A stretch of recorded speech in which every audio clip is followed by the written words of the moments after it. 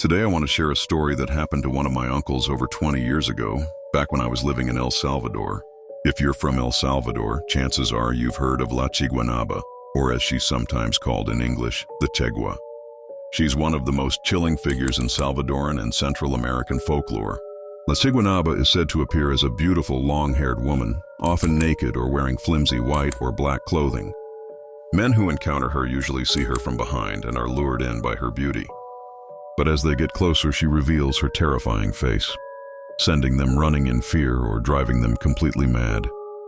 She's often spotted bathing in rivers, ponds, or public water tanks, especially on dark, moonless nights. Some say she takes the form of a child's mother to lure kids into the wilderness. Once she touches them, the child is said to go insane or be lost forever. There are many versions of her origin, but one story says she was a peasant girl who used her beauty to marry Yason, the son of the Nahuatl god Tlaloc. While he was away at war, she had affairs with other men.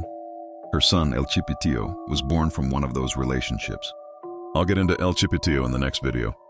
Now on to my uncle's experience. We lived in a small rural town outside of Moncagua, San Miguel, a forested area with rivers and streams nearby. Many houses had natural water sources within walking distance. My uncle had a daily routine. He would wake up around 3 a.m. and walk to a nearby pond to bathe before heading to work by 5.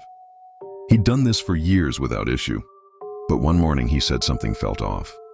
The air was cold, too still. As he walked to the pond, he began to hear singing, soft at first, but getting louder as he got closer. He found it strange.